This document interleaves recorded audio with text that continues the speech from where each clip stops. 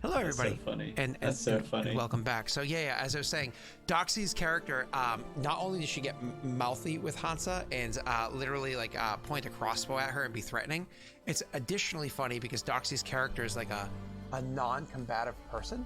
You know what I mean? She's like a talker that can barely even fight. So when she like gives like she meets a good person like Hansa and she's like, I'll fucking have you. She meets a terrible slaver who crucifies people, and she's like, "Let's be besties." Yeah, let's be besties. Let's make the love. Let's make the love, slaver person. But Hansa, she's like, "You rubbed me wrong," and Hansa's like, "That's because I haven't rubbed you yet."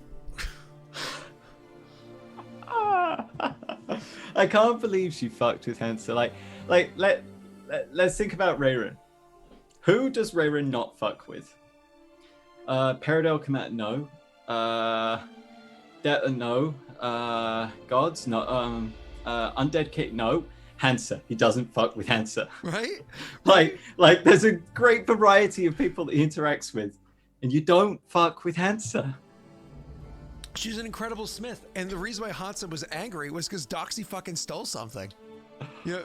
She stole something? Technically speaking, Glugmug was looking after the shop while Hansa was taking care of responsibilities you gave to her over in Sun's Rest. And Glugmug stole something that was actually commissioned by Tyler's character, like in-game, like a year beforehand. And he sold it for only 100 gold pieces to somebody he didn't belong to.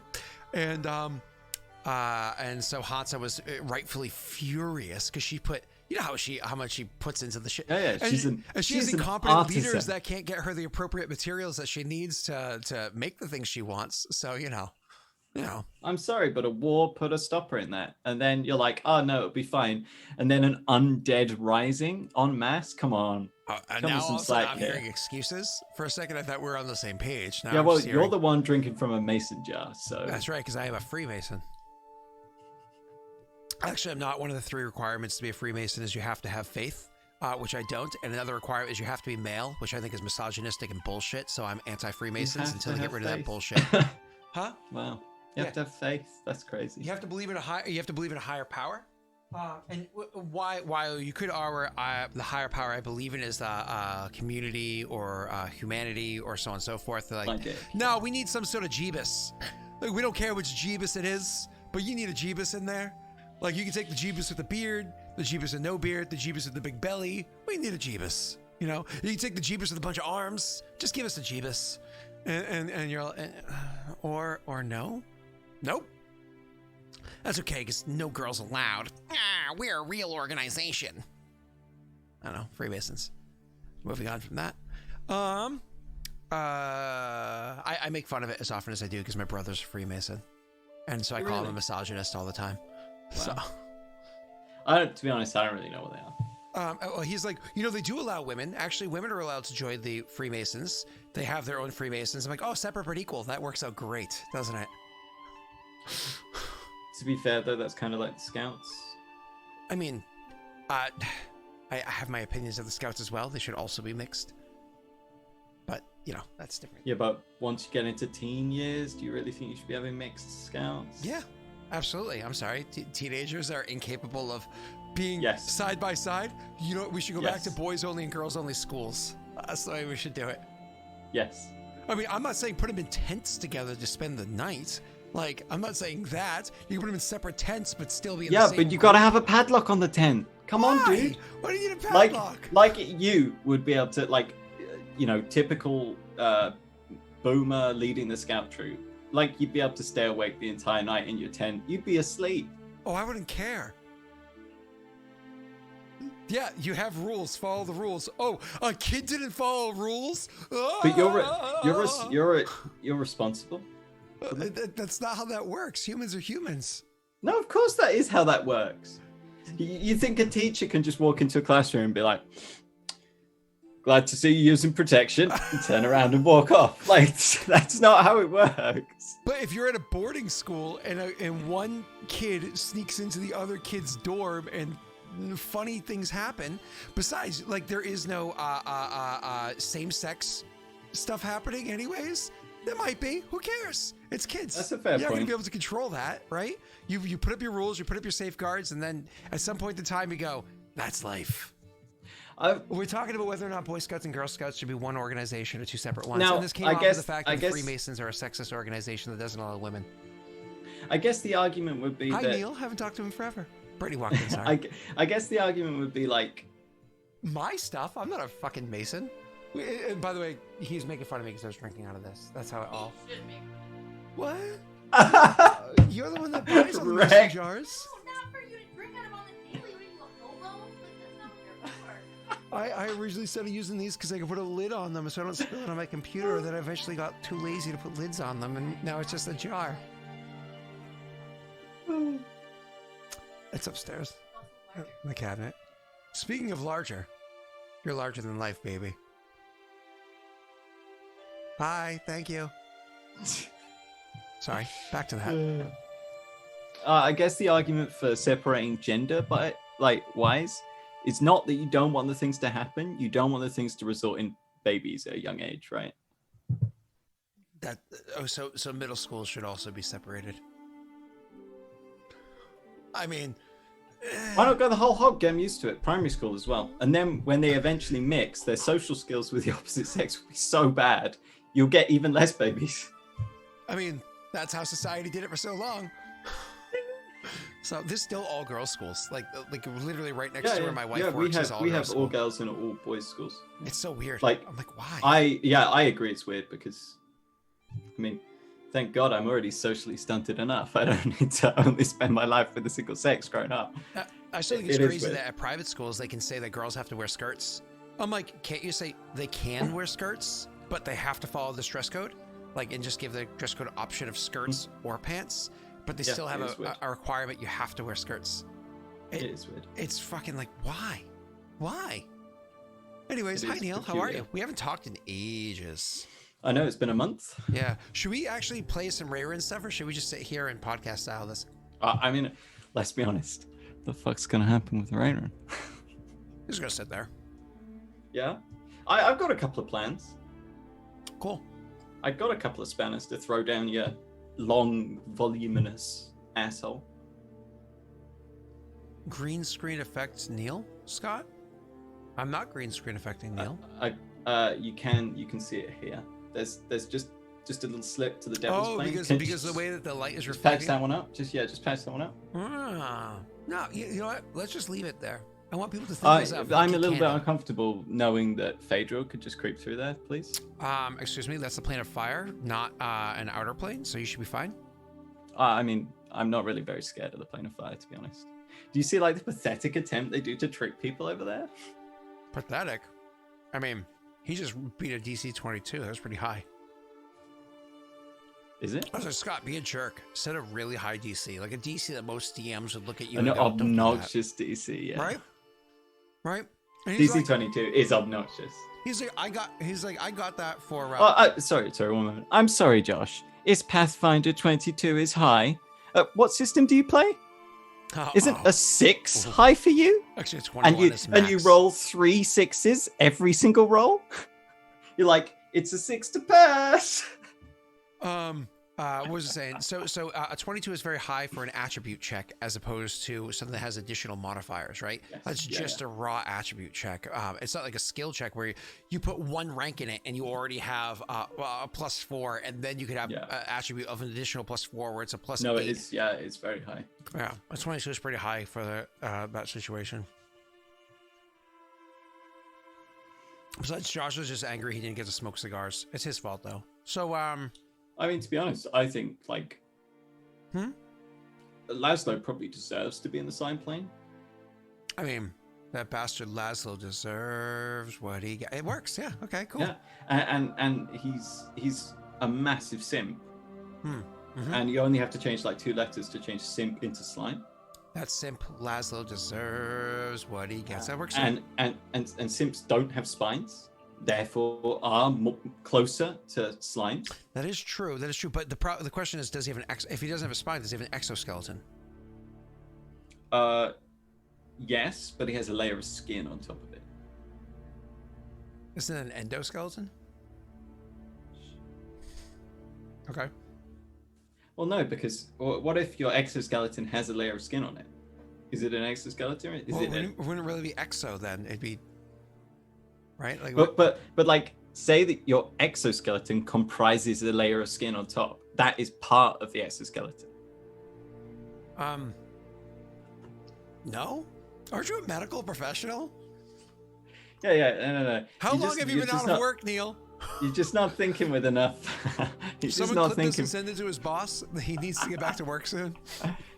Look, I'm just saying. Okay, I'm just saying no.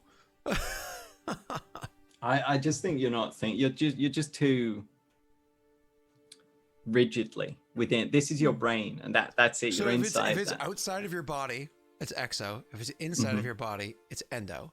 Your skin is part of your body, and so if your skin is on the outside, that's. But what if it's only your chitin? What if it's only your chitinous exoskeletal plates that have a skin layer on top of It'd still be an endoskeleton. No, because it's not a complete sack. There's still spaces, gaps where the joints are, which have a different substance, but they aren't skin. And all support is provided by the exoskeleton. You don't have any bones inside. Is there an example of a creature like this that exists that we can reference? No, there's none. Okay. Then endo. No, because it's still an exoskeleton. Exo, it's endo. Unless we define a third thing. It's not exo, it's endo. It's not exo. Because of course inside it's exo. something.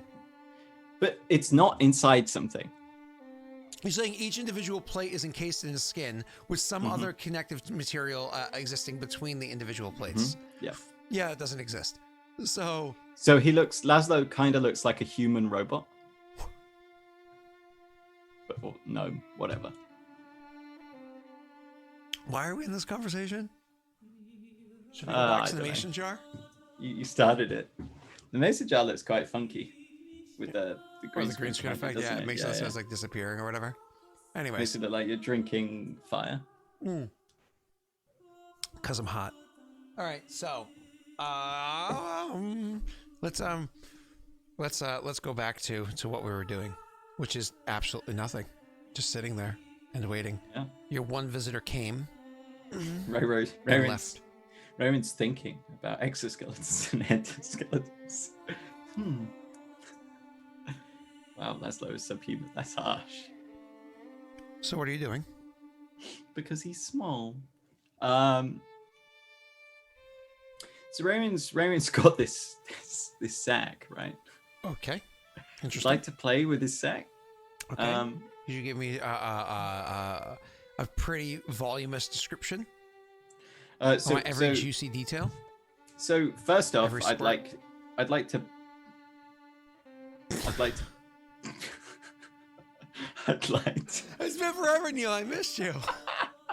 I think Raerin would not too close, but he would peer within the bag.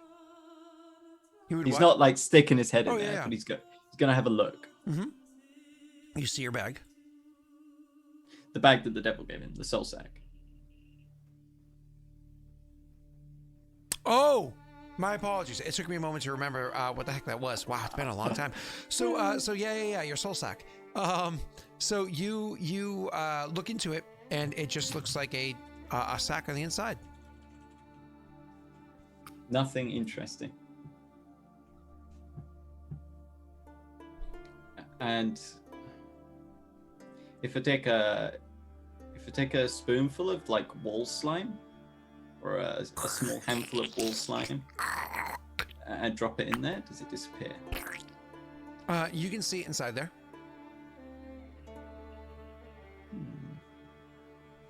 Interesting.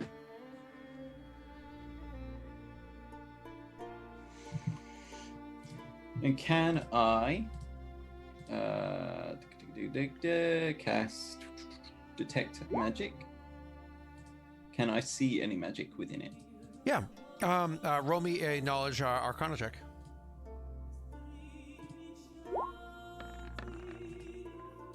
Yep, you can absolutely detect that there is what's the word I'm looking for here? Transmutation magics are what's on this sack. Transmutation magics. I just want to make sure that all you see on there, it's transmutation. And is there anything else as well? Transmutation and conjuration. I thought so. I was going to ask. So to transmute the soul and to conjure it to a different location. Transmutation could also be used for doing things like extraplanar.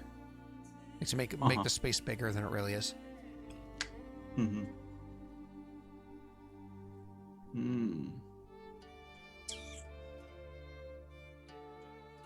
Okay. I wonder if there's any way to use that. He's like, I'm gonna fill this thing with slime for him. No, I'm thinking, can I reverse it from suck to blow?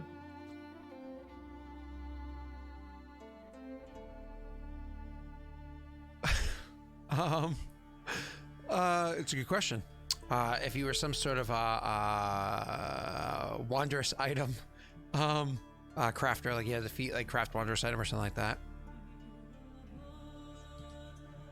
I don't, but I do have a lot of time.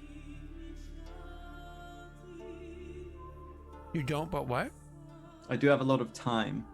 If you leveled up to like an odd number level, then perhaps what level are you? I'm level 9. Oh, shucks. I guess you better stay here for 2 levels worth of time and get lots of experience doing so.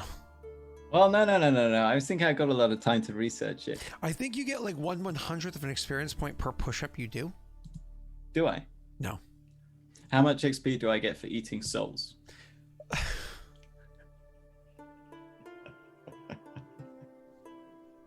Oh, Jesus. Green, do you pity me? Is that why you watch these shows? Is it pity? I think it's raw pity. I think he's like, how much can one man take? Okay. So I've got a magical bag. We'll pop that to the side for now. We'll think about it. Yeah, this is like time works slightly different here. This is basically my hyperbolic time chamber. It's even like red glow as well, so you know the gravity's higher. Yeah. He just sits there, riding horse stance. literally. Ball of fire. I have to actually get Josh height, so it looks like I'm inside the energy ball. You ready? There you go. Please clip. Well, eventually we'll have a Scott going Super Saiyan gif. It'll be glorious. No, you know who needs to go Super Saiyan is Josh, because that floppy hair thing he has going on. Yeah, I would look good with him, actually, to be fair. So, like, same here. I'd actually go full on Trunks. You mean useless? I'm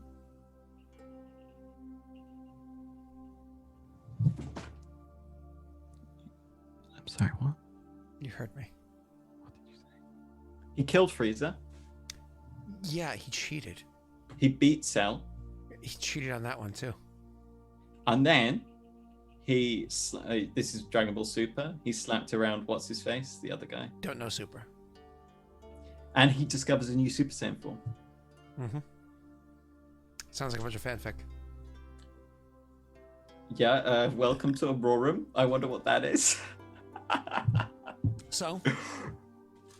Right, okay, so I've got a magical item, but I'm not that clued up on magical items. Okay. But I also have another magical item. I'd like to send Elliot a message using my Ring of Sending. What does it say? How many words have I got? Like 25 or something? I don't know. Yep. Elliot. Oh, I gotta time out Snaga for a second. Oof. You are a Yamcha, it's true.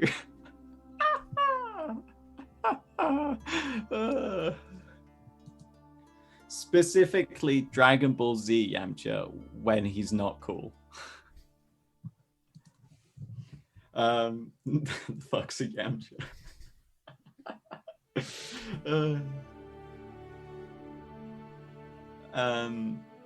Raerin would like to send a message to Elliot. He will say, Elliot, it's Raerin. I'm trapped in the slime plane. 1. How are things going in Adir? 2, is it possible to adjust enchantments on magical items? I'm unfamiliar. Love, Raerin. The response is, that's unfortunate. We are under attack on multiple sides. Everything we dreaded to happen is taking place. Return quickly. Do me a favor, roll me an intelligence check. Elia, no! Oh, I'm so smart. So fucking smart. You want to luck that for funsies? No. Oh, yeah, go on then. Fuck. I clicked the button, it's not done anything. I've been a little bit cucked here. I'd like a free luck for your failure of a button. Okay, fine. It just took some time. At first you hear this and you're like, oh shit. What the hell? And then you hear the demon's voice, the devil's and voice. You hear that it's actually a bit of like a, it doesn't quite sound in your mind right. It sounds off to some degree. His phrasing, his words, the magic is strange, and then you realize, no, my magics has been intercepted. That message never got through. This is something else responding. Something else fucking with me. Would have been so much more fun if you failed. But you know, you and Ilen, let's just roll and it matters. You reckon that's the devil or the slime? I think it's the devil. I think the slime's apathetic. It benefits the devil more. The slime would be happier if I knew, so that I sat here and suffered more.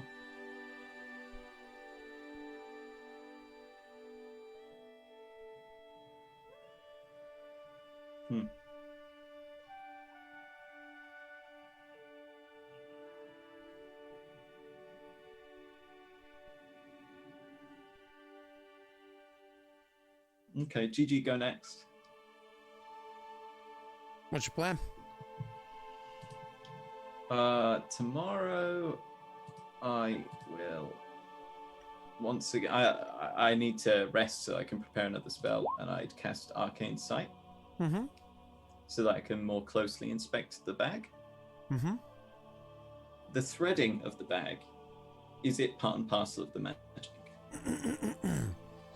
The actual threads themselves, the entire thing is woven together utilizing magic. You can imagine there's magic in the materials used to weave the bag together, and the magic like used afterwards to kind of like, yeah. Piece. Yep. Okay. Okay, it's like layered, you know. And if I was to say this magical woven bag, if I was to just nick just a centimeter at the top, if I was to just cut that, does it affect the flow of magics? You wouldn't know without doing proper experimentation, but you would hope that this thing would be designed. This is why you would have each individual thread enchanted, as well as the whole thing having its own encasing enchantment. That small amounts of punctures or small amounts of damage would not completely disrupt the whole thing. And you would want that because, God forbid, you're ever walking with a extraplanar device and it gets hit with an arrow, and you're screwed. Usually, actually, if it gets hit with an arrow, it's not like the arrow goes in and then also goes into the other plane. Usually, like, the only way in and out of the plane is through the mouth. So an arrow would actually puncture straight through the two sides of the thing as though it was a regular bag. So that's at least what you've seen in the past, because you have you actually have an extraplanar bag. No, I don't. You always think we do. You have a heaver sack, don't you? No, you say this every single time it comes up, and you literally say like that exact sentence. I guess you're just not that good. Yeah, DM's not giving us any good items. I've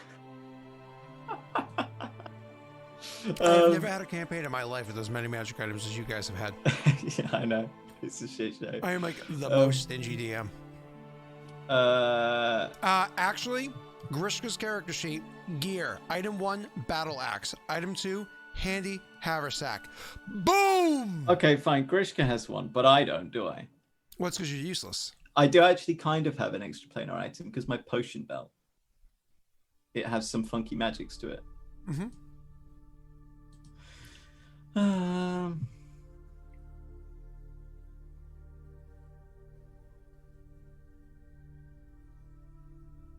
Well, fuck it. Let's do this properly then. So I want to, with barbs, I can pin two parts of the bag to the wall, and then I wish to slowly apply cuts to 2 places at first, and then 2 more places from the top down to widen the hole. She's trying to to turn it into 4, like a predator mouth. cut here and here, so it Yep. opens up. Yep. And then, And then the other 2. Yep. So it, on the opposite. Yeah. So like so it opens like a banana, but with Yes, 4 instead exactly. of 3. Yep. But slowly, so that I'm slowly adding the cuts rather than pushing it. Okay. Why don't you go ahead and push it? Go ahead and roll me a I guess an intelligence check on this one. I presume I can't fall back strategy because it takes too long. Well, you're the one that said you're doing it slowly and carefully, and fallback strategy is what, for a single round action? 9 minutes. But a single, skill check. It's not a skill check, it's an ability check. Does it apply? Loop it in chat just so we can see Attack it. attack roll, combat maneuver check, skill check, no. All right, there you go. There's your answer. Okay. Intelligente. Not ideal. Gonna go ahead and fuck. I like how I rolled the 20 on that other one. I could have really eased it on this one, to be honest. That would have been quite fun. It could have been. However, we can, if you'd like, with that intelligence check, offer Josh a cloak of gambling. Yes. Okay, cool. We'll take care of that. Thank you. So you unfortunately do not. You're trying to cut this thing, and you get to a point where, as you're looking at the magics, as you're staring at them with your arcane sight or whatever active, you can see the cuts that you're doing. Not hurting it, not hurting it, not hurting it. Holy shit, the magic just reacted. It frayed in a way that you honestly think that you might break the bag. It's like one of those, I should probably discontinue the path that I'm on. Yeah. Okay, well, I tell you what, I will discontinue the path that I'm on for now, because this is a bag produced with devilry, with infernal magic, and it may well possess the traits of its creators to regenerate. So I will stop for now. Okay. Just kind of like leave it alone. Besides, a lot of magic, because magic is generally smart. Usually it'll try to secure itself. Not saying that magic items all heal themselves by any stretch, but maybe it'll kind of like rework its pathways to be safe again. Yes, we'll see. Either, I mean, if I destroy it, it removes the temptation, so it's not the end of the world.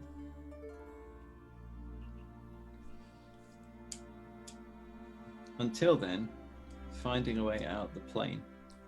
So I was headed for the plane of salt. Correct? Is that correct, chat? Yep. They all felt it was appropriate for you to get salty. I feel like they thought that that would be funny, which is why I wasn't actually heading there. I mean, the problem is you have to technically go through the water plane to get to the salty plane, but yes. That was it. So I was headed for the water plane, and I was checking the alkalinity of water, of the slime, because it was all extremely basic, and it's just a Halo, guys. Don't worry about it. It happens, and as the alkalinity or the level of the base or basic that the slime was, it changed to more neutral. You'd be closer to the water plane. That was the plan. That was the plan, indeed. What's your plan?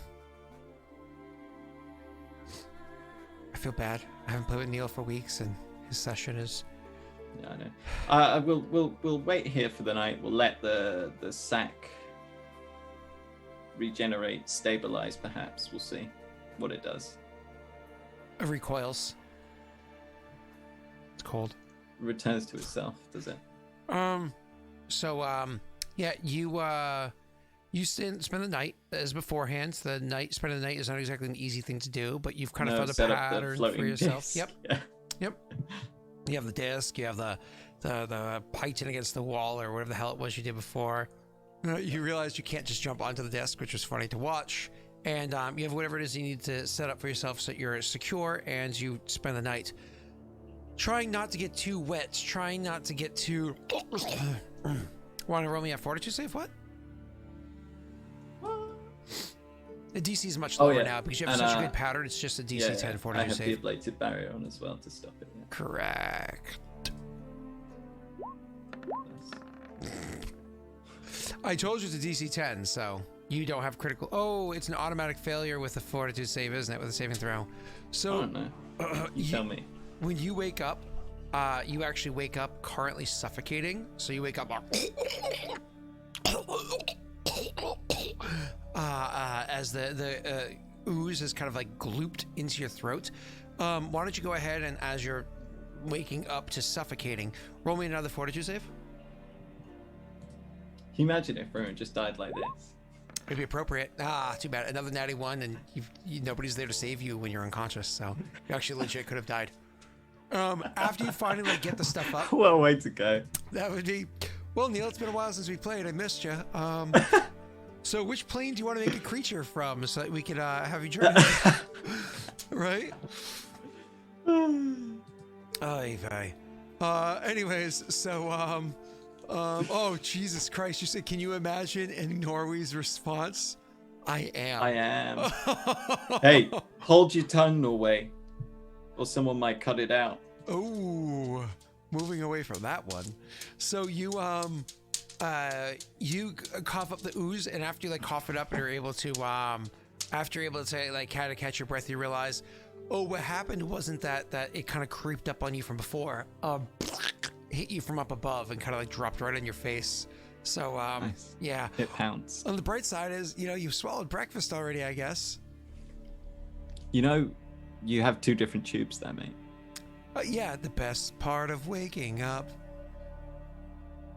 is Scott just like inhales a bowl of milk and he's like ready to go. That belongs there. So you wake up, and obviously you had a moment where you legitimately almost died. Like you actually, I don't know if you know the suffocation rules, but you legitimately almost died. And so like, luckily you're not a ruby and you don't have to worry about such things, but you almost suffocated or drowned in goop. And so you cough it all up, and at least you got the sleep that you needed to, enough sleep that in like an hour or so you get your spells back, and you kind of get back to what it is that you were planning on doing. The next day, all spells returned. Raerin's quite displeased with the current state of affairs. He can't contact anyone right now. He nearly had a wee disaster this morning. And his current plan of working on the bag is iffy if it might work. So he's more desperate than usual. I think he would like to attempt using his arcane sight and dispel magic. He'd like to attempt to dispel simply the transmutation. I mean, I don't know why I rolled there. Where did I roll? God, there's a roll in there somewhere. That was weird. I'd like to attempt to remove just the transmutation off the bag. What the hell triggered a D4? I don't know. Oh, here we go. Oh, I know what it is. I know what triggered the D4. It actually answers a different question. I need you to make me a caster level check. This is a caster level check is D20 plus your caster level. It's actually, if you go on your character sheet and go into the spells. Okay, perfect. Fuck. That's not going to work. Nope. So unfortunately, your casting of the spell does not get the job done because the DC is caster level +1. Oh, the person that made it. Or is it 10 plus caster level +1? I think it's caster level +1. So either way, yeah, you try to 11 plus items cast level. That's what it is. Okay. I will wait till the evening. He will eat some slime food. And then this time he's going to summon in his phantom steed for the night's sleep. And he's going to sleep on the phantom steed. So you summon the phantom steed to appear before you, and you're like, oh, there it is. Thank goodness. And you go to prepare yourself to properly handle the phantom steed, but then as you touch it, it's like, what the? And this phantom steed kind of like turns into like a bowl of jello in front of you and starts like moving towards you in what you can only guess to be a bit of an aggressive manner, as instead of a phantom steed appearing, which took you 10 friggin' minutes to do, seemingly an aggressive gloop of ooze is moving towards you instead.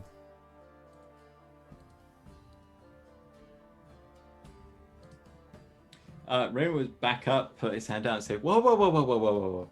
Let's talk about this. I talked with one of your kind. Perhaps you can talk too. How big is it? Is it horse size? I mean, yes and no. Horses are big because they're like, there's space between the legs and the body to the floor. So yeah, horse size, but I mean, Once condensed. More with feeling. Midori? Oh. Midori, 41 months. Go down. Look, perhaps you could fetch a bigger slime, a smarter slime. As you're like backing up through the slime, coming towards you. We will name the slime Midori.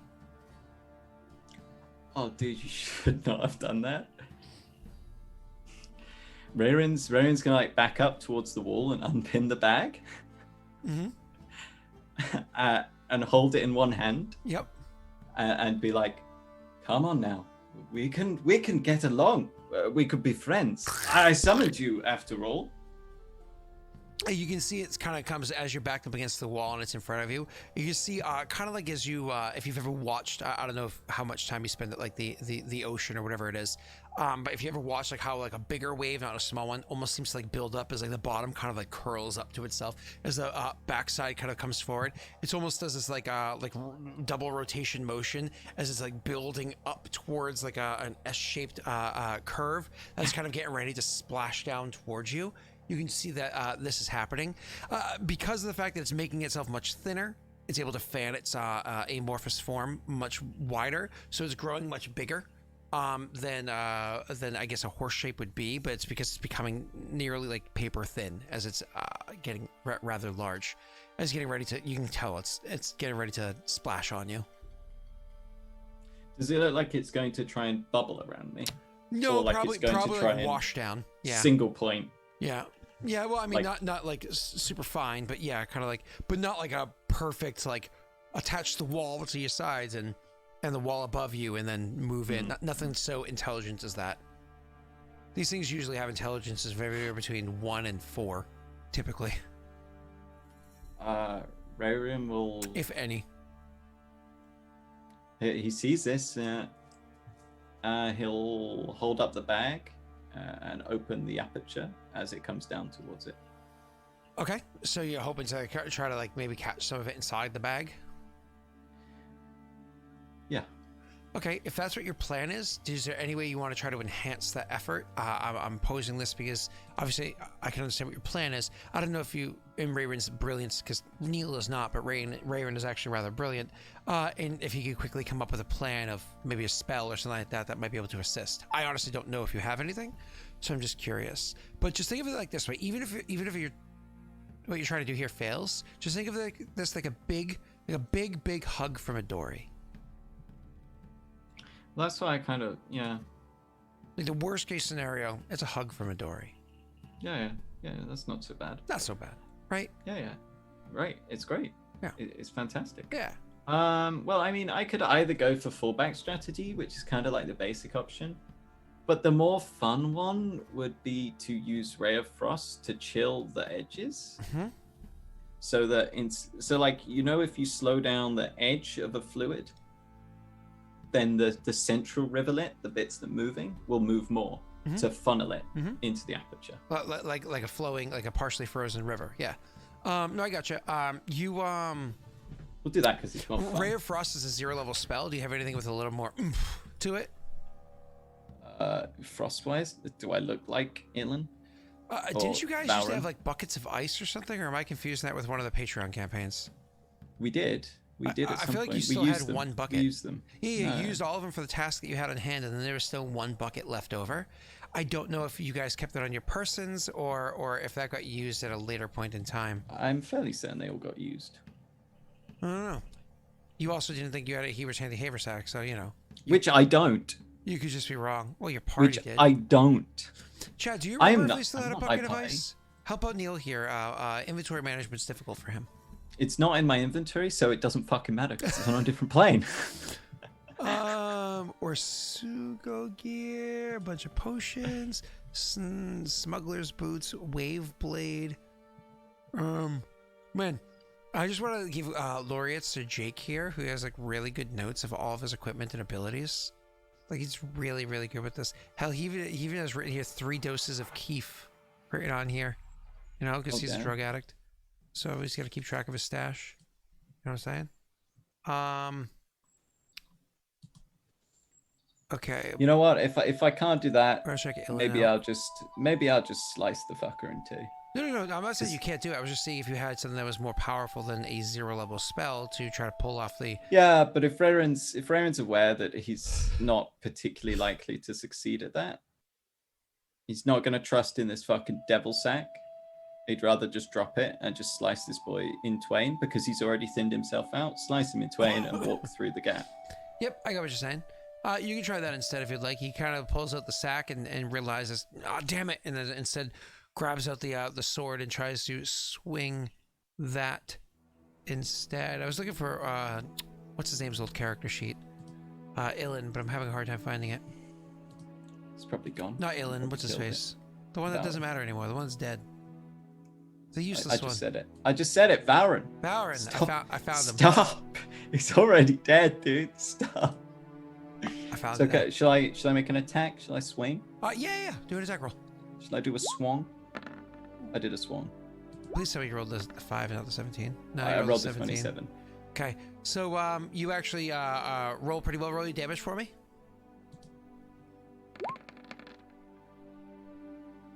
3. Wait. Where's all your modifiers? That's just a flat 3. Yeah, I didn't enchant the blade. Wait, you don't have any modifier? I thought you had dexterity because of the feat that you had. I don't have any feat that increases damage. You have a feat they called deadly, not a deadly weapon. It's the one that allows you to add dexterity and I thought damage as well to your chance to hit. Daisha expertise does not allow me to. Oh, I thought that was one of the only 2 ways to add damage to your weapon. That one and the It allows me to use dex when making attack rolls. It doesn't add to the damage. Gotcha. Okay. So my apologies. I mean, it does. It increases the damage by 1 die step, which is why it's a 1d10. Okay. Cool. You guys also had a bag of holding that was on Valorant, so just saying you did actually have 2 different things that could hold extra planar materials, so you're twice as wrong. Awesome. So you slash this thing. Unfortunately, you don't do much damage to it with your slash. So you try to cut through its paper thin nature, which honestly you can feel yourself slicing, and it does cut open, but it doesn't cut open wide enough, fast enough for it to actually stop it from glooping on top of you. The thing actively just on top of your person as it does so. I'm dealing to you.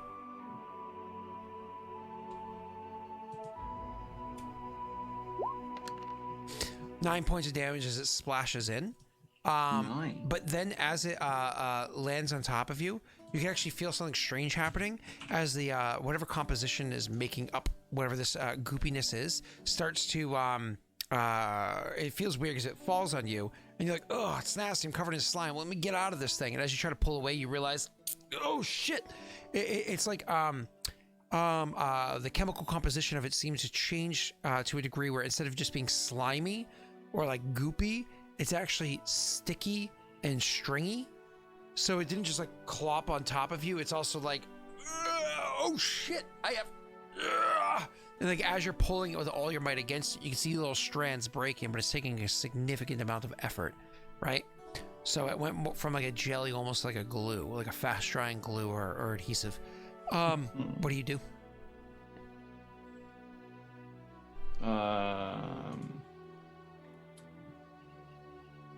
Raerin turns into a smile. Oh, it's nice. I try Raven's flight.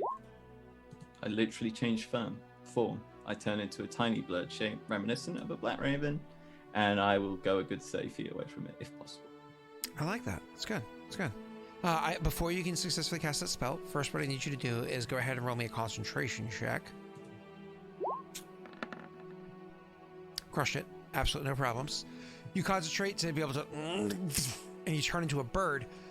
Just because you turn into a bird doesn't mean those strands aren't still holding on to you. Just it's a lot less of you to hold on to and a lot less of you to pull against it.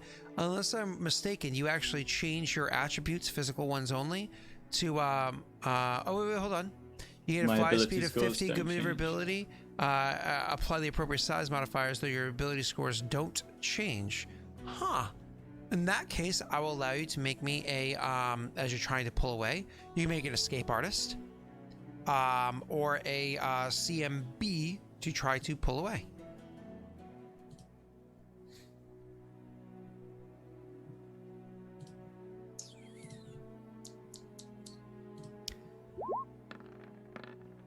Oh. That's actually a pretty good roll. Now, I do want to warn you, because you chose to be tiny sized, you got a -2, which you just added a 3 on top of, giving you a 22 total. Funny enough, if you actually chose Escape Artist, being smaller gives you a bonus to Escape Artist, but that's fine. So, I also have a +3 to that. Oh, okay, so this just worked better in your favor. Yeah. So either way, you actually succeeded. So it's one of those things where you transformed. You didn't just concentrate on the ability to transform. You also appropriately planned when to transform. So as you kind of like transformed, you moved in such a way that your transformation itself pulled your body as it compressed your body down in such a way that it caused most of the strands holding on to you to snap. But you knew that there was going to be some holding on to one of your wingtips. So you kind of like planned it accordingly. That as this happens, like literally mid-transformation, you're jacking your head to the side. So as soon as that the transformation ends and there's still some holding on to you, you snap your beak shut on that the slime, severing the bit that's on it, and flying away from this thing as quickly as you possibly can. And so you do so. You move away nice and quickly. And honestly, Raerin's just natural speed is such that he can avoid this thing. They have a speed of 10 feet. You have a base speed when you're not inside slime of 30 when you're flying, which doesn't inhibit you, 50, and you can double move, meaning 100 feet. So you can easily outpace this thing, spending even just if you wanted to, and I'm not going to tell you what to do, of course, if you spend even just the next hour just moving away from this thing, like, God damn it, just relocate myself. You can relocate yourself easily to a point where you don't think this thing will be able to find you. Unless it has like a tracker on it. I suspect that's probably for the best. And you do so, of course, at the end of a day, as you had already discussed beforehand. So tired and annoyed, but still getting away, luckily. And then hunker up for the night. Bloody. And what do you do to hunker up this time? Exactly the same, but instead of his bedroll facing up, it'll face the other way. So his head like tilts forward. Gotcha. And you're gonna summon the horse again? No. Oh, you said exactly the same. You meant exactly the same as the night prior with the disc. Yes. Yeah. Gotcha. I can't summon the horse again. I've used all my 3rd level spells. With the bedroll facing up, as you just described, it makes it rather difficult for you to get into the thing, but eventually you find your way in to the bedroll and positioned in such a way you're not going to fall out of it, and because you obviously just kind of like twist yourself up in it and spend the night sleeping. Once again, Constitution save.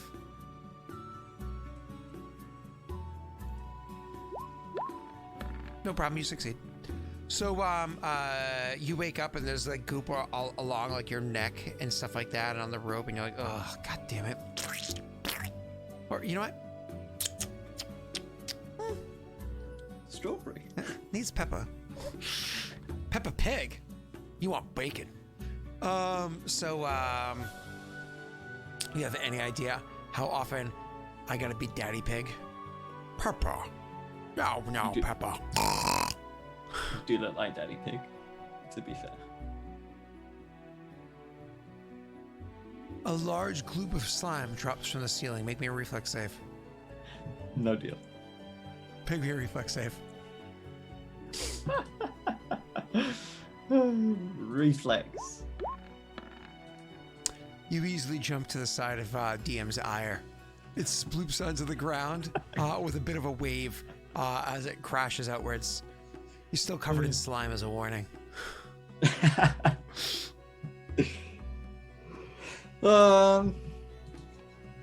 Ooze falls, Raerin drowns. I guess here we go again. What are you doing this day? Will once again pin up the bag. Attempt to dispel just the transmutation. Okay. You just have to roll me your He's done it. Am I lucky just for good measure? Okay, so a 32 is a great friggin' roll. Now it should be noted that when you cast a spell in the bag, you actually see all of the magic in the bag just completely dissipates. It's just gone. Because obviously you cast detect magic first as opposed to arcane eye, right? So you can save your higher level spell.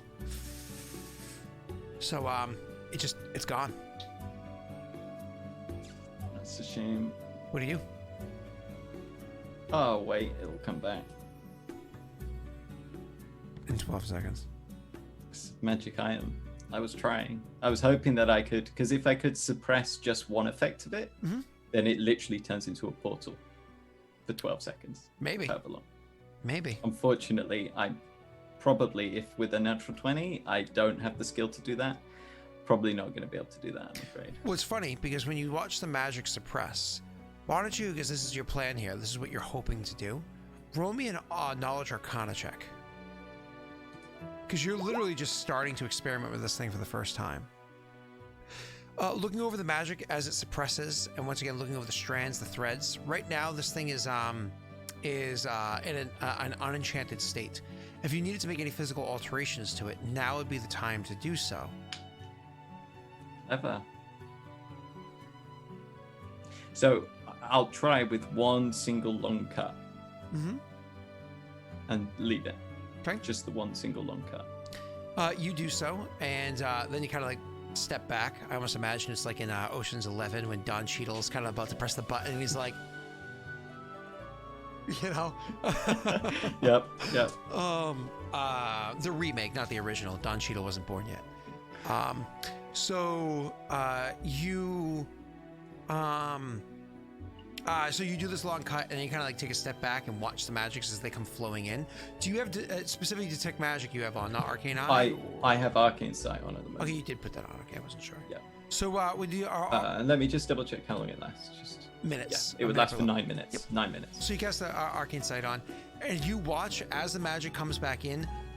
Holy shit! It is bouncing and weaving between the areas where it's supposed to connect to and where those connections don't exactly exist. This thing is a very volatile magic item as of right now. It's one of those things where you're like, I'm kind of afraid to touch it. You know, it's like bomb activated. To the point where you don't know if you fiddle with this anymore at this point as it's holding itself together just barely. If you play with this anymore and you're not perfect in your precision, you might make bad things happen. If you can make things work out maybe you can make things happen kind of, if not completely, in your favor. Now, you know that this is not exactly a portal. It is in theory, what this is extra dimensional space, which means like a pocket plane. But you also believe it has the ability to traverse between whatever that pocket space is to where the devil is. Allowing it to kind of jump between one plane and the other. As you're kind of hoping for here, a portal, if you will, to wherever that thing goes. At the very least, out of here. You know that all of the magics are kind of scrambled right now and are just barely holding themselves together. You're not entirely sure how it is you could play with this. It probably takes some amount of time of contemplation of fiddling with it. One thing you do remember is if you put an interdimensional space inside of another interdimensional space, bad things can happen. Unfortunately, you've never owned a Hebertani haversack or a bag of holding, so you wouldn't know. I'm just waiting for the trump card to happen so this thing blows up on you. Do you have any idea how much damage happens when that takes place? No. No. Give me. I want to Google that real quick. This has been a while since a PC did it and died.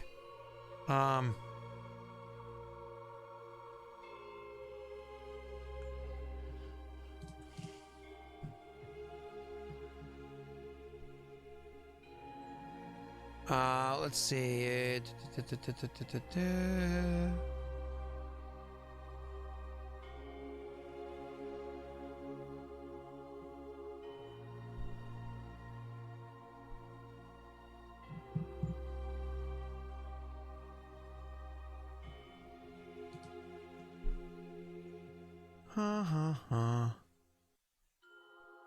Let's try to find this.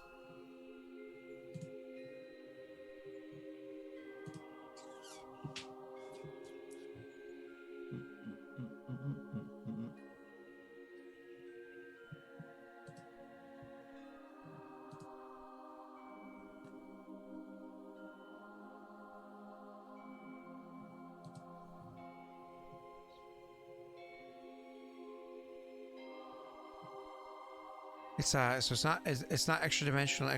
That has a different thing. It's when you put an extra dimensional with something else. I can't remember what the combination is. It's extra dimensional with something else. God.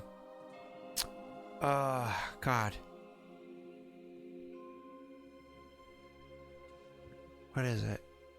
There's a rule for it. I can't remember what it is.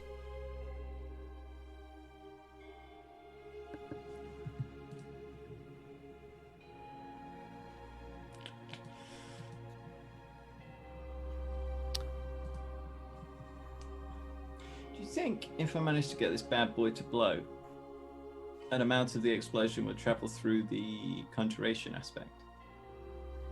What do you mean? I'm sorry?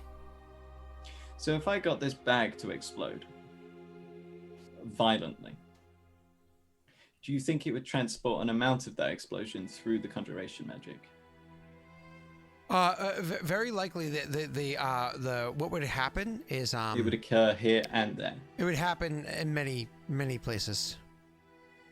Because there is a certain satisfaction in knowing that I bombed the devils, to be honest. It would happen across multiple places. You say multiple. All I can say is multiple. That's really all I can do.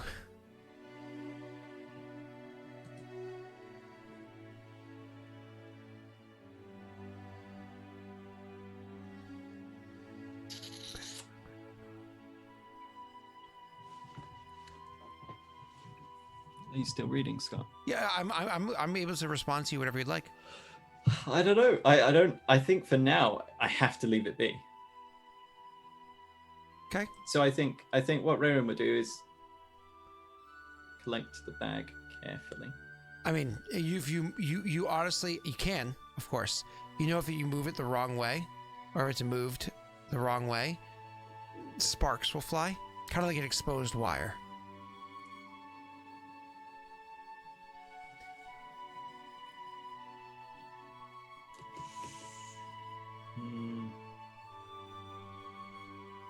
So I should probably leave it for a little while. At least until you need to leave here, right? This exact spot where it seems to be safe at the moment.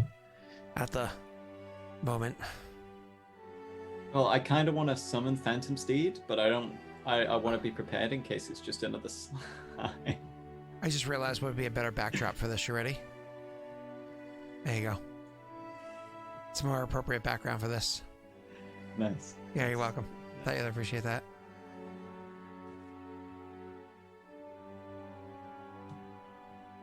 So what do you want to do? He's sitting here like, why do I get the shit end of the stick? I have no clue what I'm supposed to do. Ah. He doesn't have the ability to go ethereal. That's a high level spell. Raerin's gonna sit here, like he's somewhat pleased with his experimentation so far, but he's also generally pissed with the entire situation. Is that cheese or omelet? That doesn't help. I'm guessing omelet from the sheer thickness. Bacon, egg, and cheese on a bagel. Nice. I think Raerin would attempt to use the Ring of Sending again to speak to Elliot, and he would say, "Who is this?"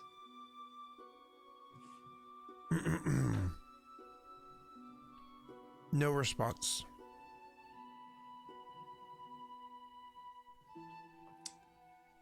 Poke, poke, poke, poke. He repeats it 25 times. Mm-hmm.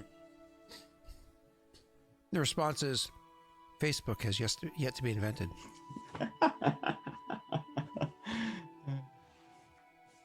No response again. No response.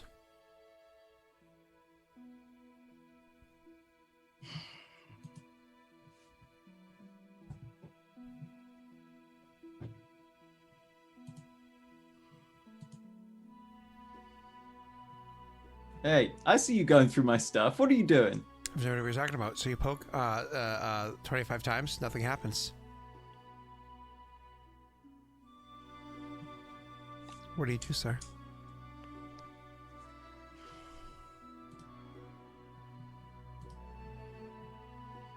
The day passes.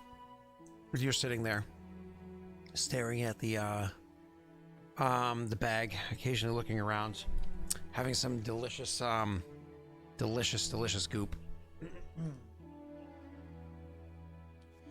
To be clear, he picks the non-soul goop. Yeah, the non-soul goop. Mm-hmm. Yeah, that one. Which one's that one? The one that the devil didn't say. Mm-hmm. Sure. He grabs another goop and starts eating that one instead. It tastes worse. Prestidigitation tries to help, but No. You can't remember what he said. He said use the red one. And the red one was already the one that burned. He's just being extra sure to avoid anything in the red hue. Well, he said the purple one was actually the one that you were eating for the most part. He said red one. The red one was the one that was extremely soul dense, he said. Yeah, it was alkaline. It was very alkaline. Which is why I wasn't eating it. Yeah, well, it was dangerous. He said red was the soul dense one. Mm-hmm. Yep. Good. So avoiding the red hue means you're avoiding purple now as well, which is the most tolerable of them. Yep. Okay, so you're going more towards the green yellows. Has a texture to it that's how do I describe this word? I think prestidigitation could adjust texture. Texture? I don't know. Flavor, temperature, color, sure. Texture? Oh no. No, it can't do texture. It's like snotty with like clumps of dense material inside, like almost like if you're having like roux, right? I think it's roe. Sorry, like if you have roe inside of a bowl of slime, so occasionally you get these like pops inside your mouth, like like a little salty. Like if you're eating, I don't know if you've ever had salmon roe. Like salmon roe is like really salty. It's like I eat roe, of course, but salmon, it's nasty. To my, you might enjoy it. I don't. Anyways, it's like. Anyways, so it's less enjoyable, but nonetheless you're eating it. And the day passes, and another, and another. As you're contemplating what to do with this thing, another day passes, and yet another one. Roll me a knowledge arcana check as you're sitting there trying to figure out what to do as this time is just rolling on.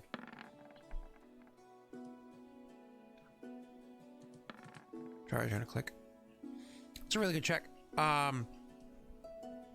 So you with your result there, your 25 result, you're sitting there staring at this bag and trying to decide what it is that you need to do. And you come to the realization, destroying it will cause a chain reaction. You know that if you study this long enough, you could figure it out. Destroying this thing will cause some degree of chain reaction. It'll cause a ripple. The question is the ripple just going to be a magical, like a little burst that's going to be uncomfortable, to say the least, for those around? Or is that burst going to release, because it's going to be releasing energy? Or can you control what kind of energies are let through first?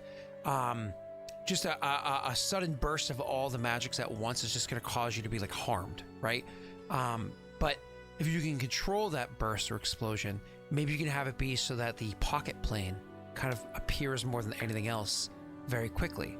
The pocket plane, generally speaking, and most, generally speaking, actually reaches out to the astral plane. That's how it works normally.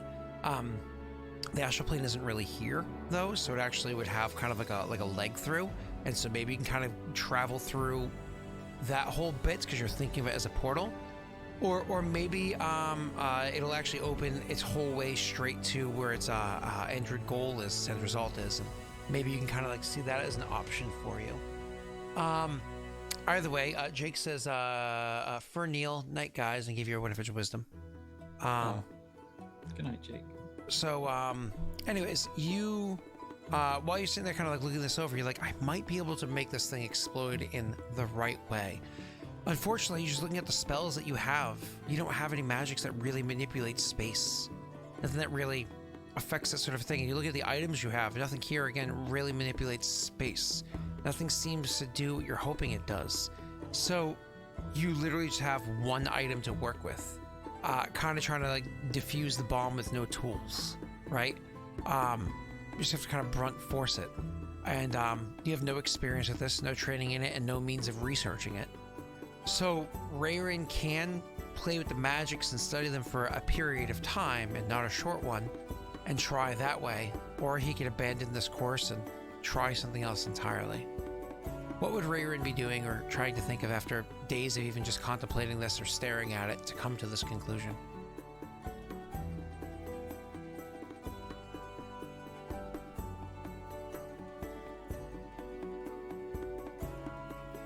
To be clear, his bestow planar infusion is a ability that he doesn't have naturally. It was given to him when he was close to the negative plane portal. It actually only works. He can only cast it on himself, right? You talking about the one that gave him like planar adaptation? Yeah, this one. Yeah. That he got. He's not. That's not in his spell list. That's a spell like. Mm-hmm. He can only cast that on himself. Correct. And it gives you planar adaptation, meaning you can be comfortable in another plane, in that plane. And so astral plane is kind of like the space in between planes. For outer planes, it yes. overlaps most planes. For outer planes, yes. Inner planes is the ethereal plane.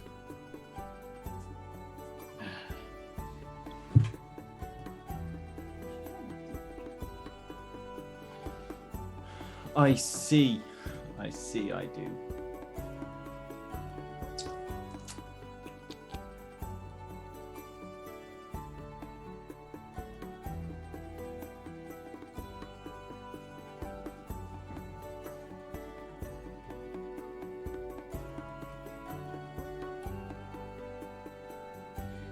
So the devil said that if the devil came here or stayed here for an amount of time, he would be detected as an outsider and they would attempt to remove him by force.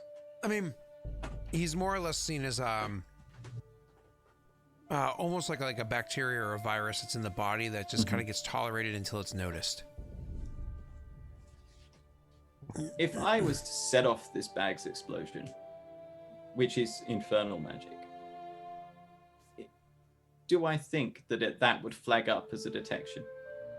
As previously stated, there are different layers of magic in there. If you were able to control the chain so that some kind of like outweighed the others in the way that it would present itself, maybe. I mean, in this case, instead of trying to use it to act as like a semi-controlled for a portal, you'd be more or less doing it to enhance the amounts of like explosion that would happen. So it is, you would more or less increase the danger of the burst, but with the potential of asking for it to expel. Like more or less try to get detected as something that needs to be removed. Yeah. because that's my only way of flagging up the power that resides here. Fuck it, let's work on that then. Roll me a knowledge arcana check and understand this is an extended period of time. Mm-hmm.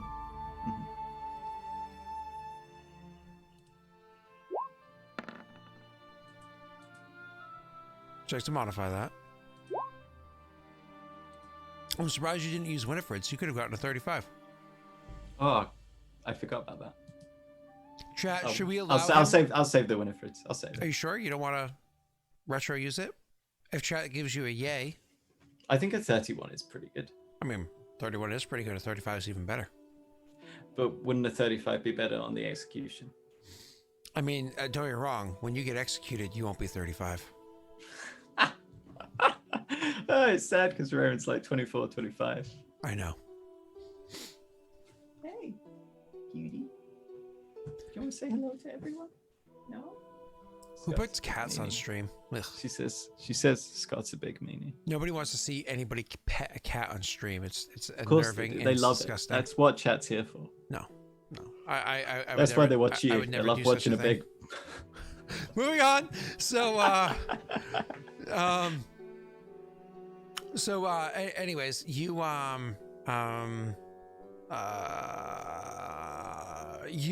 sit there and study this thing. By the time that Raerin kind of stops and realizes that he's been studying this thing, and he believes he has a degree of understanding of how he can make this happen, because it's like a chain reaction here, right? What he needs to do, study the magics, arcane eye, studying the magics, arcane eye, so on and so forth. He knows that when he dispels the magic, the thing becomes exposed. And what happens is, as the magic comes back in, it'll cause a everything's gonna flow back into where it belongs, currently like it's supposed to, pinned up there, trying to get to where it belongs. But if he actually pauses the magic and cuts the right areas the right way, where the magic flows back in, it'll allow certain connections that are meant to make, not make, which will cause kind of like a wave of dispersal of energy or explosion of energy, so on and so forth. His plan is to try to cut through those magics the right way, keep like the, to more or less remove the binding shell off of the entire bag, and to try to use the binding shell to encompass most of the magic that's incorporated into the bag, predominantly like the transmutation, so on and so forth, but allow the conjuration to almost like take most of the overall magical feed. Think of like a battery power, most of the battery power to go over towards this one feed and the lesser amount to go over here. So this lesser part's kind of encased and bursts, but this other thing over here has like a huge flare up. Once again, trying to make it look like it is worse than it actually is, right? Like peacocking what's happening here. He believes he understands, he knows how to do this. And the fun thing is, by the time he realizes, like, I think I know how, because he was so invested into it. So like, I need to survive every day as him alone, every day talking to himself, every day eating slime, every day doing this, every day occasionally playing with his ring, every day never getting a response, every day of just allowing this to happen. When he finally comes to the realization, he thinks he's got it. It's one of those, like, I'm sure he's thought about it beforehand, but it's kind of fallen to the back of his mind because it wasn't his focus. He realizes he's kind of like scratching, like, oh, I'm thinking about, I got it. This is exactly how long his beard is. I mean, Raymond's not always clean shaven, but he's usually very, very, very well kept, right? And right now he looks not so much like himself. He looks like the guy that's been locked in a cave for a period of time, right? Like he's looking scraggly as fuck. How many days passed? Who knows?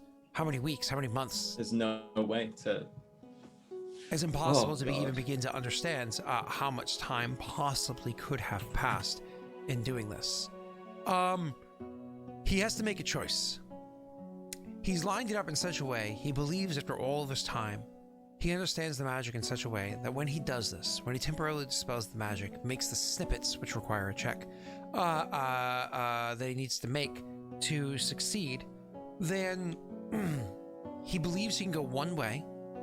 The big raw magic focusing on the infernal energy explosion, it'll hurt, but in theory, it'll cause a almost like an immune response by where he is, and cause it to release, a kind of like expel what's here, get it out of what's here for the safety of wherever he is.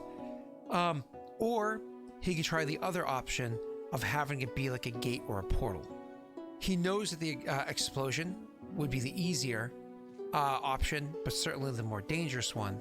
The other one is not only more difficult, while it is less virulent, he doesn't know how long the portal will last for.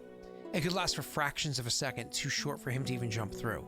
Or it could last for a period of time that's potentially too long, and effectively whatever is over here can follow him to the other side. Or something in the middle of that. His calculations are just not useful because he doesn't fucking know how to calculate that kind of shit. He just knows he sees this magic of planes as a mortal would from the material plane. Yeah, and he has an understanding of the magic that he's been studying, watching its little reactions and studying what schools and so on and so forth, but he just doesn't understand the actual basic makeup of how to create an item or craft things like this. Is just out of his framework. The fact that he's even gotten this far is, one part planar knowledge, 1 part magical knowledge, 8 parts tricking himself into thinking he knows these things. Desperation. Yeah. Well, the problem with the portal is going to the Devil's Plane does not help him. Sure, he could call in a boon there, potentially. But at the same time, the devil could just think about it long enough for another devil to come and eat him. Or equivocal. Getting to the ethereal plane might help him. Might.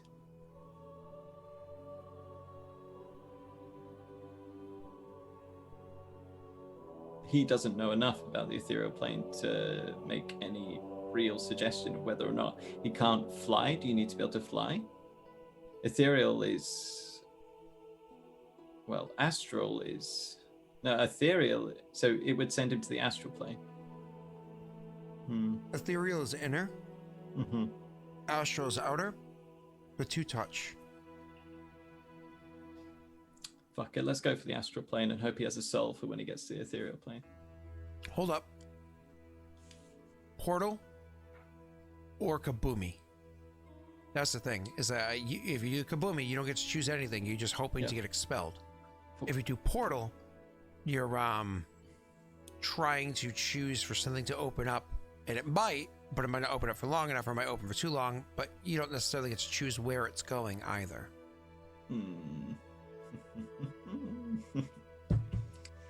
I'm in the test situation of no good options. That's usually how it goes.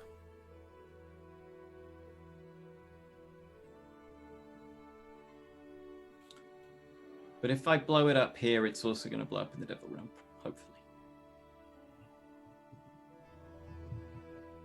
There is an amount of fuck you that comes along with that.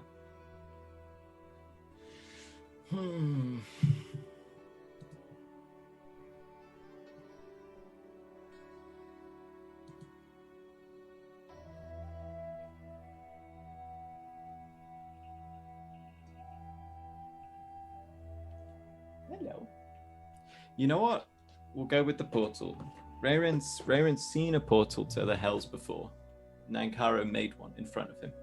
Mm-hmm. This won't be quite the same thing, but he has to trust that he has more knowledge on that than he does on a giant explosion, expelling him into a different plane. Or causing an immuno response that will get him an audience where he may just be killed. You honestly know almost nothing about any of that stuff. You just know one is easier to accomplish than the other one, and unfortunately, beyond that, you don't really know much at all.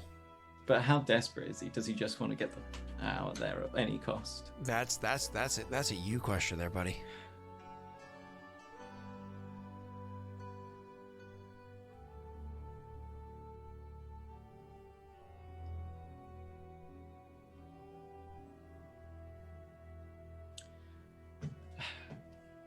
I think Raerin will go for the explosion. All the way through this, he's put his life on the line time and time again for people. And even if what the person said to him was not Elliot, he still heard it in Elliot's voice. And he can't forget that there are people that need him.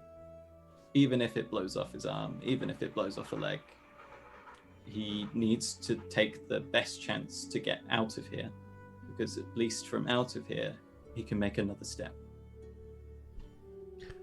Okay. So, fun thing. Listen to Raerin say that he, always sacrificing for other people. We all agree with that, of course. You do. Of course, Right. all of us agree with you on that Please clip that. Please clip that and put that Scott is a Raerin supporter. Yep, we all completely agree that that's totally what transpires. Don't clip that bit. Cut that bit off. So why don't you go ahead, and for you to accomplish this, to make this actual snip happen. So again, it's going to be intelligence. It's not like it's dexterity based, even though it's precision. First thing you need to do. Use fullback strategy. First thing you need to do is your diplomacy check. Diplomacy. Oh, sorry. Spell magic check. I had D on my mind. Okay, right. I was like, Nani? I think I can.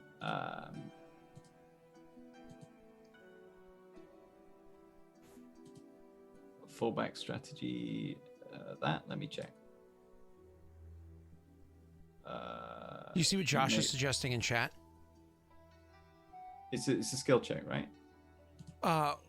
No, it's a caster level check for that one. So it doesn't classify as... Correct, okay. but you can still cast fallback strategy you have on hand because it lasts for more than a round. Yeah, okay, yeah, fair. That's a good shot, actually. So we'll cast that just in case. Okay, We'll then make the a first thing you caster do level is you check. cast Arcane Sight. Next thing you do is you're going to cast Dispel Magic. Yep. Which means a caster level check. Josh in chat was suggesting that you can use a boon during the scenario to try to That's not going to do it. aid you. It's one of those frustrating scenarios where do you have any other third level spells, or do you only have 2 a day? I do, but I could have prepared a second one, but I mean, you wouldn't have prepared your horse because you know that was...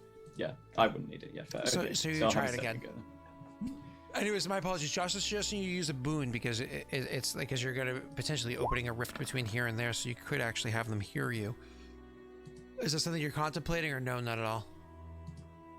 No. Okay, cool. No, I'm just asking because he already asked for help, and the guy was like, "Sure, I'll help you if you give me souls." well, He wasn't willing to. oh, you weren't looking to use a boon. You're looking to use a side help. Yeah. You're looking for a side piece. So, with your 22, did you want to luck that? Yeah. I mean, I know you're saving your Winifred's for the actual action. You know. Yes, I will luck it. Okay, cool. So with your 26, you're able to successfully dispel the bag for I think you have 1 round. Yep, you dispel magic. Actually, technically, click dispel magic a second time, because at first it would have been 1 round. This is a second casting. You can click dispel magic 1 more time. Oh, okay. And then I'll re-roll the d4. Gives you 3 rounds. Much better. So this gives you a little bit more time to plan your action.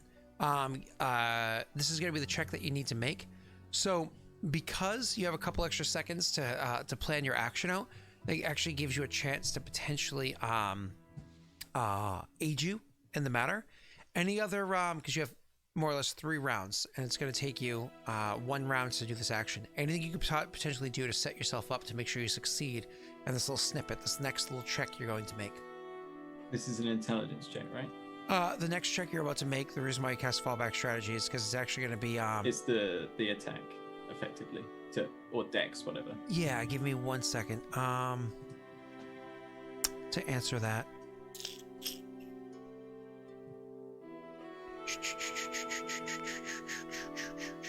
Yeah, I was actually going to allow you to make a that was called dexterity, sorry, the intelligence check to do the snippings. So what are you going to do for any last second ideas, thoughts, anything that you want to do to try to maybe give yourself any assistance those 2 rounds leading up to it?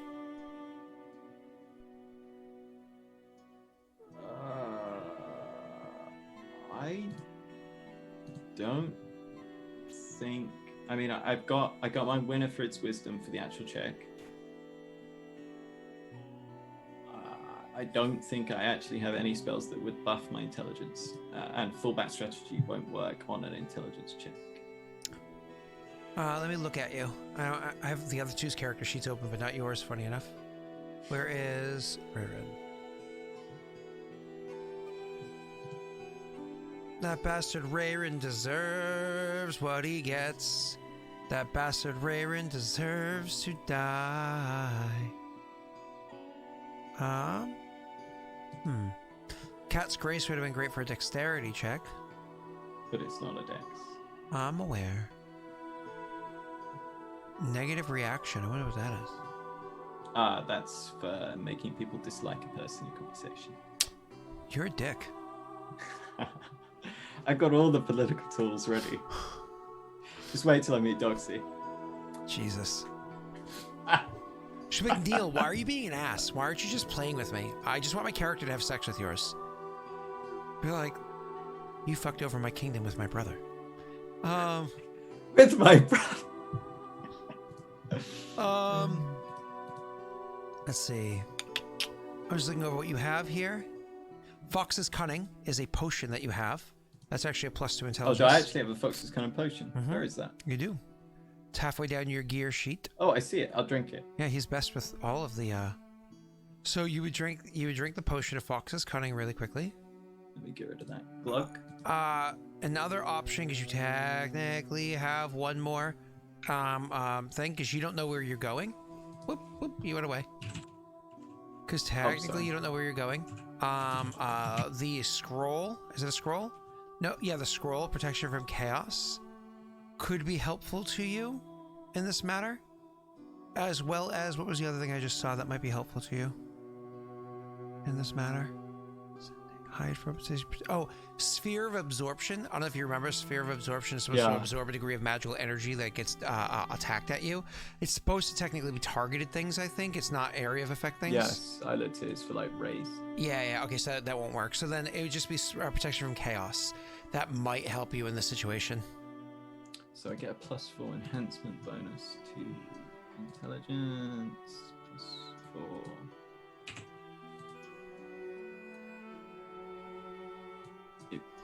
I'm like +4 int temp bonus, and it's like, no, remove to 0.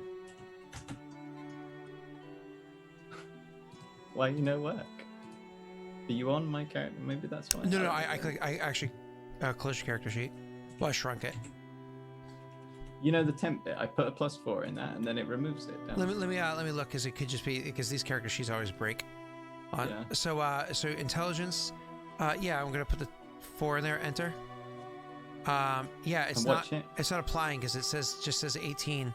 So the reason why is because you probably have something else that's already modifying it. Do you? No? I've got a racial +2 racial. No, that's weird. No, nothing modifying. So why don't we come over here and just apply it over here? So make intelligence here 6 instead, temporarily, and that'll make it so that it should update. There you go, to a 22 for you. Okay. So there's your temporary update, and that'll last you for 3 minutes.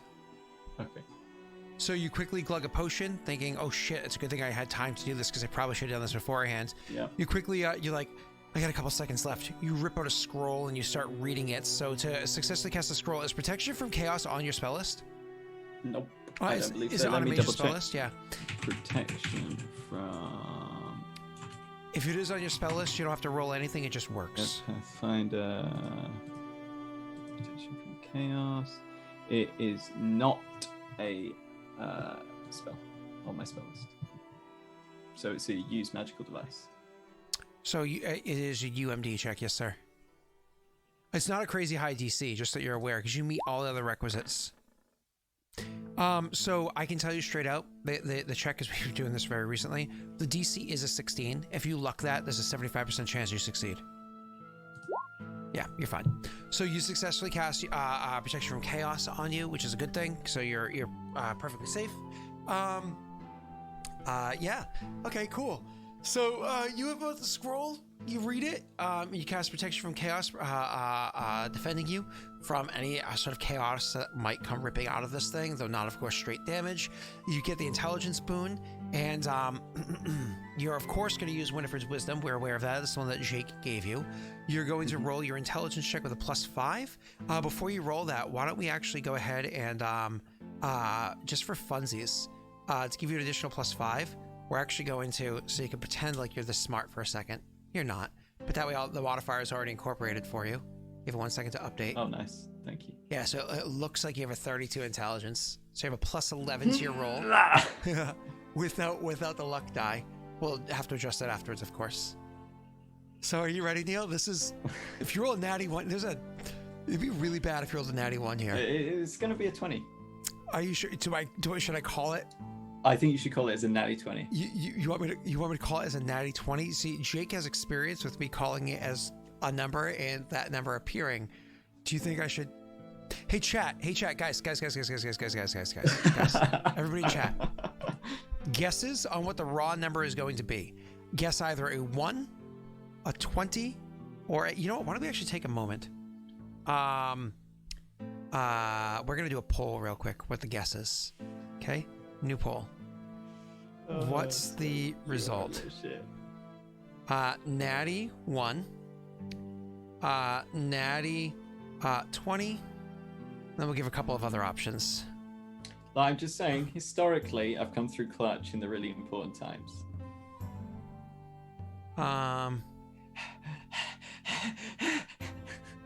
Okay. And let's see. Let's guess. In chat, let's see. If you get this right, this is what I'll do. If you get this right on your guess, what do we do here? We will what do we do? What do we do nice for everybody? What do you think, Neil? Neil, what do you think? 10,000 daddies to the person who gets it right? No, because this is going to go as a poll, right? So that doesn't really work. I don't know, a date with Raerin? Does anybody want that? Look, people are putting explicit numbers in the chat. 10,000 daddies to the winner.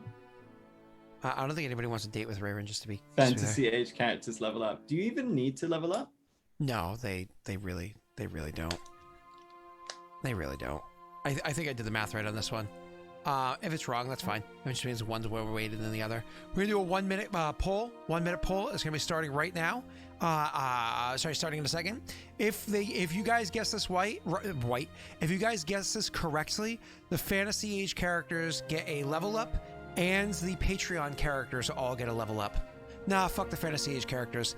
All the Patreon characters get a level up. This means NPCs and PCs, all Patreon generated characters will get a level up. So this is an aid to the campaigns and to the people that interfere with the campaigns. And this includes Rosin, who just joined a Patreon thing. She'll actually get to start 1 level higher than she otherwise would have to. Yeah. So don't screw this up. All right, here we go. We're starting the poll. It's a 1 minute poll. Starting. Oh, Josh, don't be Florida man. Yeah, don't be Florida man. 1 minute poll starting now. Now I'm mean, so I have 5 options there. Neil, what do you think it's going to be? What's your guess? Can I vote? Yeah. Am I allowed to vote? Yeah. I'm putting it down. Natty 20, of course. Natty 20? Cool.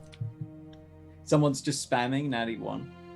They're putting all their daddies into it. Look at it. Watch. It's insane. Mm-hmm.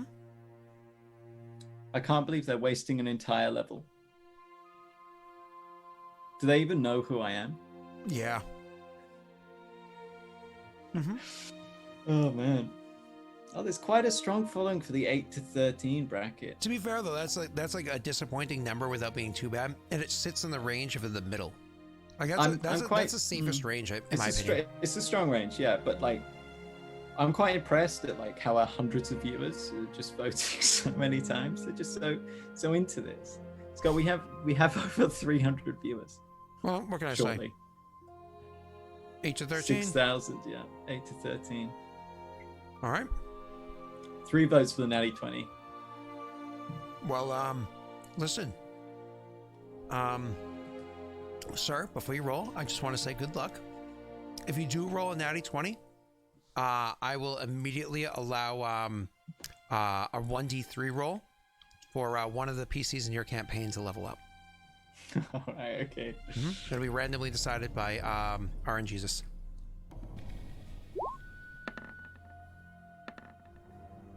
Wow. That was bad. That was a 5. The least Who, voted. that was. Who did 5? Come on, guys. What was that? Mm-hmm. Also, that's the worst. Mm-hmm. I wish I could fullback strategy this. Whew. Whoa. Hype train reroll. What do you think this is? Lost initiative? What do you think this is? Lost initiative? We don't hype train reroll here. Do you hear him begging for it? He wants it. You see that? All right, fine. You want me to hype train reroll? You want me to hype train reroll? I'll make this new deal with you.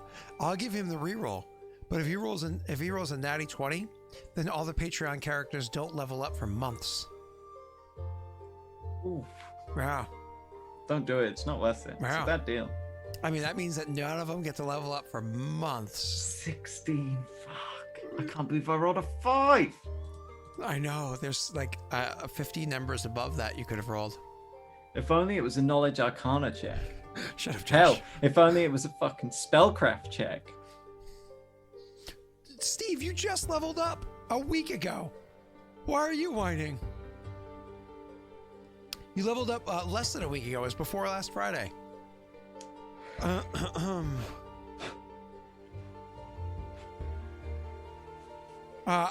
I'll take that deal. Do we allow a one-time reroll for Neil? No, you can't do that. Before we do this, though, we have to ask Neil, you're spending a boon for this?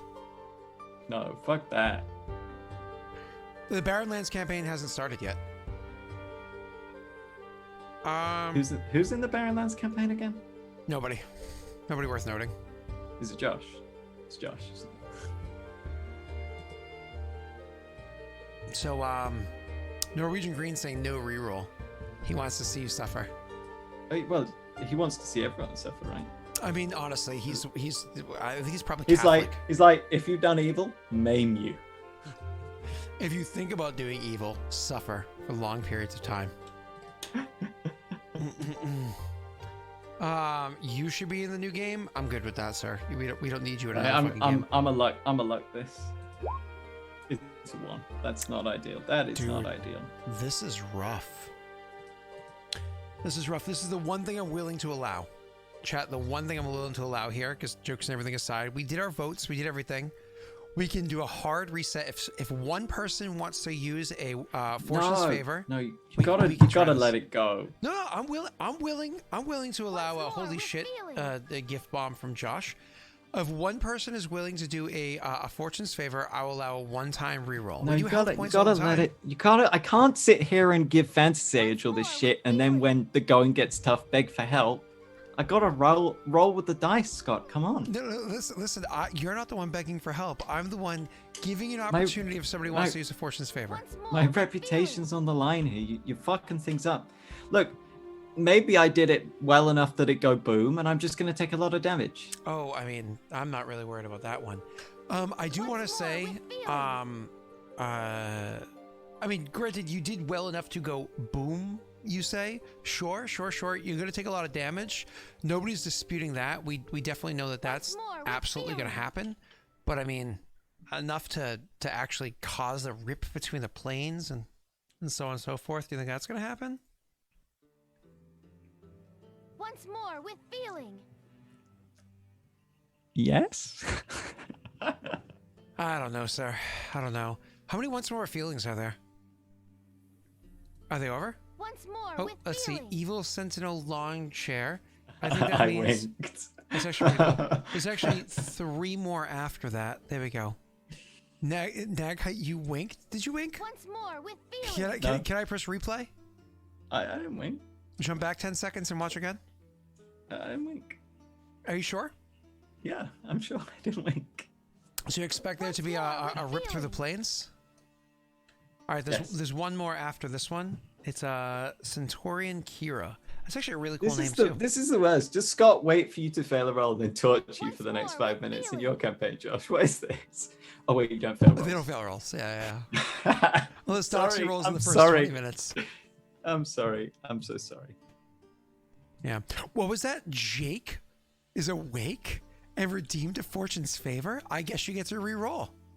Jake's asleep. No, he gave you a Fortune's favor. Oh well, I don't know. Is that fair? I mean, I suppose he's a member of Kingmaker, not Planeswalker, right? Oh, don't worry. I'll handle that in a second. Because immediately after that, Anno rolled a Fortune's Favor. And so you have 2. So definitely re-roll for me, sir. As before? Yes. Like before. Worse than before? Worse than before or better than before? What do you want? Same exact roll. Just re-roll.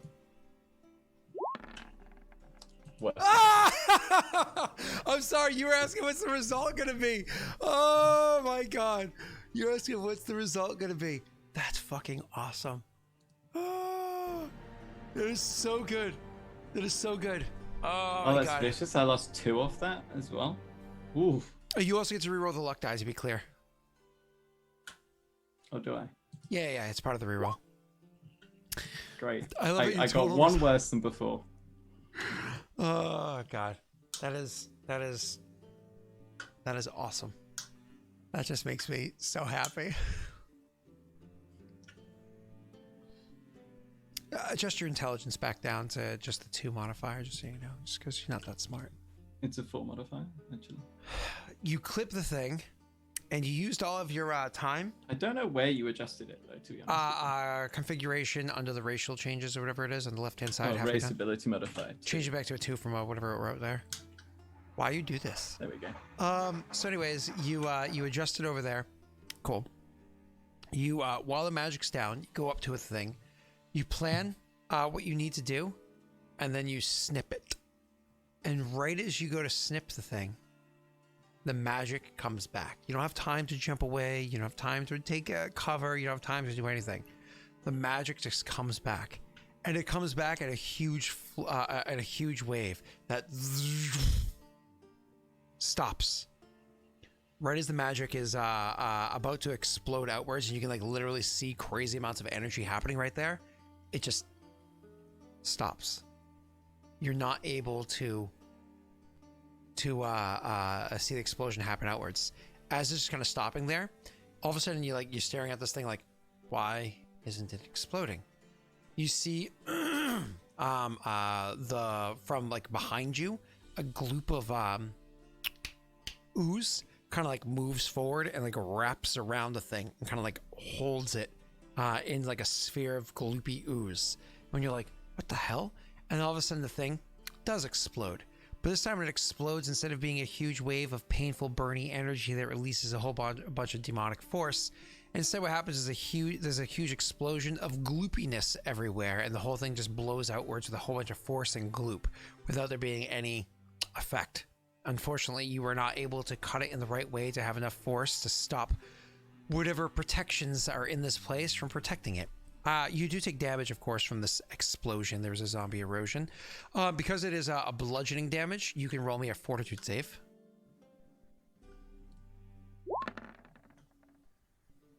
Okay, it's actually good. I used all my natty 20s at the beginning of this session. What a fool.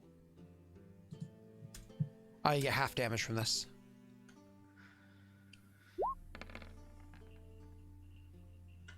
So 76 is 38 damage. So you take 38 damage. Someone get me the flex tape. So that thing explodes everywhere and sends you like reeling backwards. You know what I mean? It doesn't actually throw you prone or anything like that, but reeling backwards. As you're kind of like recovering from the explosion there, you bring your attention, your eyes rolling upwards and looking. And when you turn around to see is a form before you that was behind you before, with a gloop that came and covered it up from. It is massive. Its coloration is that of an inky black, kind of almost like I actually used this word recently, like a Venta black, like a Venta black, as well as having like flows through it, almost like pulsing veins running through this large gelatinous material that are kind of like a burnt orange in color, with a few areas that have like a fluorescent orange running through it. So it's like this Venta black goopy thing with a fluorescent and burnt orange kind of like a coloring going through the material. It is genuinely large and intimidating, you can just turning around and looking up at this thing, you can feel the presence of this. This is not just some creature before you. You felt presence like this beforehand. This is actually a divine entity before you. It is there and in front of you. It is awe-inspiring and genuinely intimidating. You know that you are feeble next to this thing, and if it wants you to no longer be here, you will not be here by any definition that you would like to take of that description, and many beyonds the one you're choosing to take.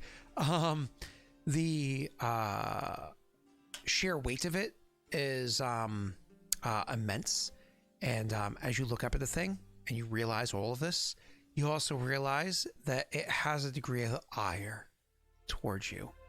And now, before it, you must, I suppose, face the Piper.